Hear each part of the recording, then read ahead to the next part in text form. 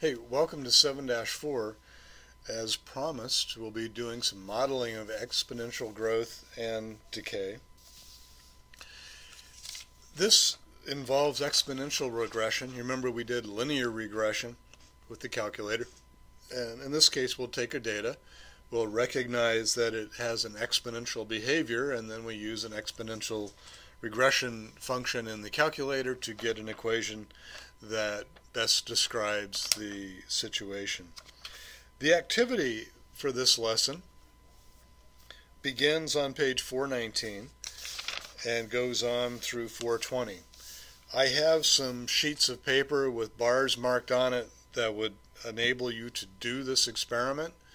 You'll need to do it in class so you can set it up and get it done in here. If you can get a partner, that'd be great. It makes it a lot easier if you have somebody to share the experience with. So even if they're not there yet, they could always keep the data and then they have it when they arrive at this lesson. What I'm going to go through with you is the guided example that begins on page 420. We'll take a look at that one. Here we go. And guided example, we have this table and graph. It says on the next page, but I got it right here. Show the average speed of a computer in the year it was made. Write an equation to model the data. Find the deviation between the actual speed for the year 2000 and the predicted speed. Then use the model to predict the processing speed of a computer made in 2020. Well, we need to get our graphing calculator up and running. So I will go ahead and do that. Here's my emulator for the calculator. And I've gone ahead and populated the graph already. I put in column A the years, 1976 on through 2000. For B is my X values. It's years since 1976. So it was 0 years in year 1, 2 years in year 2. I'm going to need to write it this way to allow me to use the regression equation to get this calculation.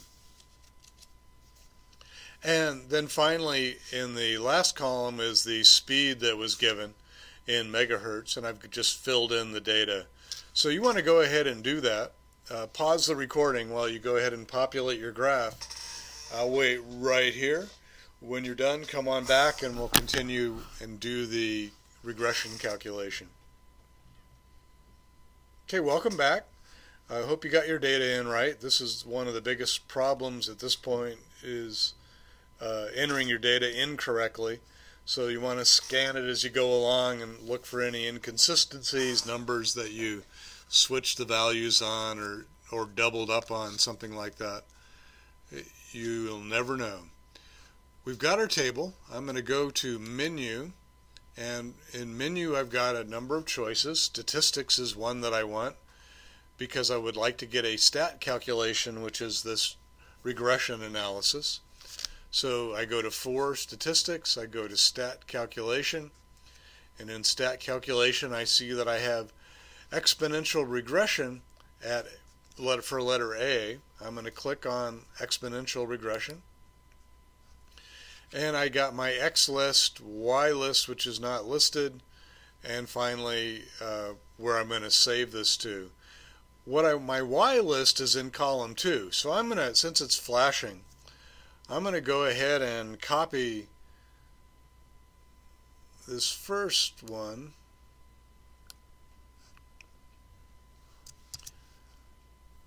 I'm going to put it into the Y list. So I've put it down there because I know that's where I want Y. Since B is my X list, I'm going to go delete the C, put in a B, and so I now have a B bracket is my X list, C bracket is my Y list. We'll click OK, and I have the values for an exponential equation. This is a times b to the x. and it'll give us the data we want for this calculation. Let me go to the next layer.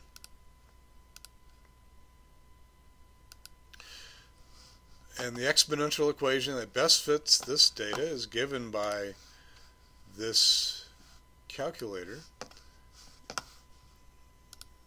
And that would show us that it was 2.24, 2.241, 2.241 times 1.218 raised to the x value. That's what we get out of that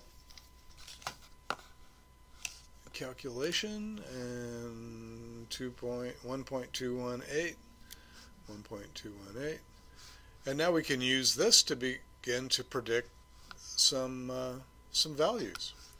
So for 2000, x is 24. The actual speed was 420 megahertz.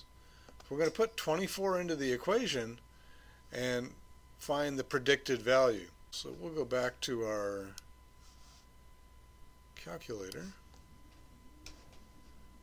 Go home, calculate, and 2.241 times 1.218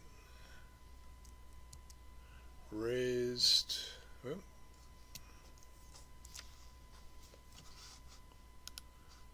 up to the 24th power, and enter.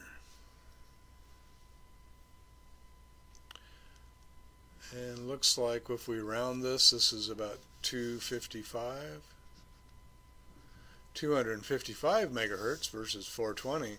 The deviation was 420 minus 255 would be 165.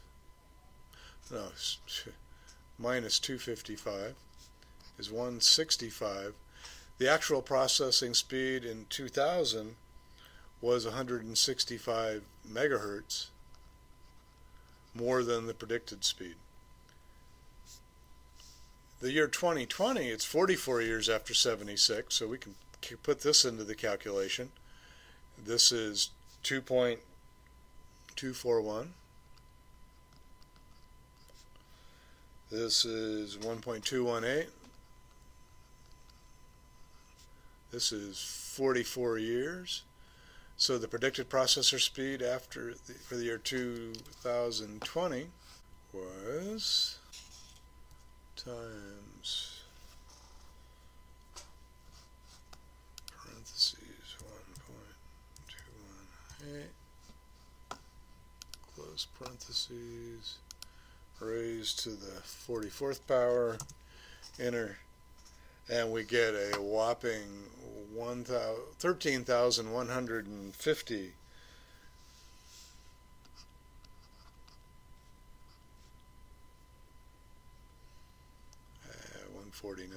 149 megahertz. So this is our calculation. We can see that it doesn't match up exactly.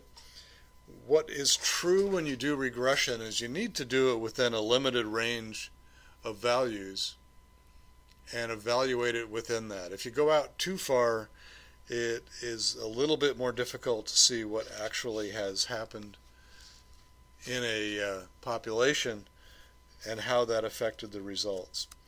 Let me know how you do on the activity, if you need some help with it. If you have any questions here, let me know. If you need some help doing the calculation, please get hold of me or talk to one of your fellow students. I'm sure somebody can help you out. Best of luck on the mastery quiz. See you in class.